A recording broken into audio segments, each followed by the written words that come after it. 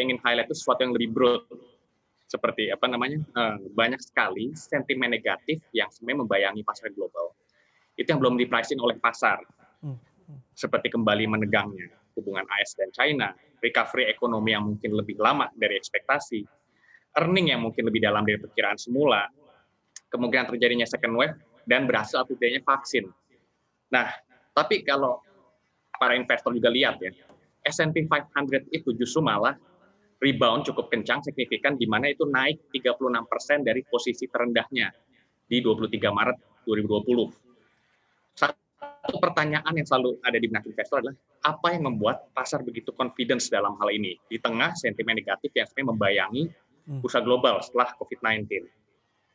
Jawabannya itu adalah perpetual Fed support, di mana dengan unlimited QE-nya, Fed membanjiri likuiditas itu dengan mencetak uang sudah mencapai 3 triliun dolar AS. Itu 3 kali lipat dari posisi 2008. Nah, ini membuat para investor dan pelaku pasar itu nyaman, di mana kekhawatiran akan terjadi credit crunch, terus risiko insolvency, itu mungkin akan ditenangkan. Bahkan dalam beberapa minggu terakhir, para pelaku Wall Street Wall Street strategist, itu seperti kita sebut saja Fundstrat, itu bahkan menaikkan level akhir dari S&P 500 itu mencapai 3.450, bahkan itu lebih tinggi daripada posisi sebelum terjadinya pandemi. Begitu juga dengan Societe Generale, yakin 2020 dia akan menaikkan ke level 3.500, meskipun profit company itu hancur. Terakhir juga kita lihat Goldman Sachs, itu menaikkan downside-nya dari sebelumnya di posisi 2.400 menjadi 2.750 dengan target akhir 3.000. Nah, kira-kira justifikasi apa yang mereka gunakan? Jadi mereka itu melihat bahwa ada suatu valuasi di mana market cap S&P 500 itu dibandingkan dengan liquidity itu masih terlihat cukup murah. Jadi logikanya berpikirnya adalah ketika liquidity itu banjir, maka aset-aset itu akan mengalami inflasi atau mengalami kenaikan. Nah, itulah yang terjadi di akhir-akhir ini.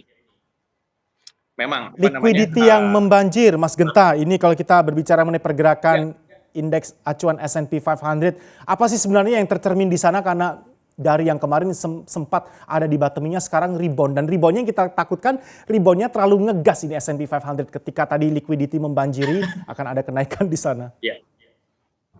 Memang, ini bisa dibilang pergerakannya ini non-fundamental ya. Jadi memang lebih karena liquidity, sehingga akhirnya liquidity itu M2-nya itu naik, sehingga valuasi equity terlihat murah. Lebih karena liquidity yang lebih banjir daripada posisi sahamnya.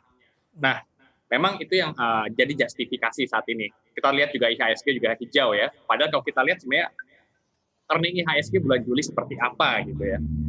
Nah, bottom line, yang saya ingin sampaikan adalah market itu lebih sensitif pada Jerome Powell ketimbang Trump atau Xi Jinping itu sendiri.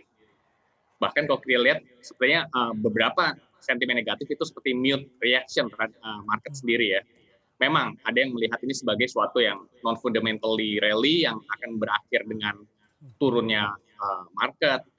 Tapi memang hal ini balik lagi ditopang oleh liquidity yang banjir, di mana The Fed itu mengatakan kita akan mengeluarkan unlimited QE. Jadi kalau kita lihat 2008 sampai dengan 2010 ketika itu market recover, bisa dibilang sebenarnya secara fundamental saat itu memang harusnya belum untuk market itu rebound. Tapi lebih karena QE yang dibanjiri sehingga akhirnya market rebound bisa lebih cepat.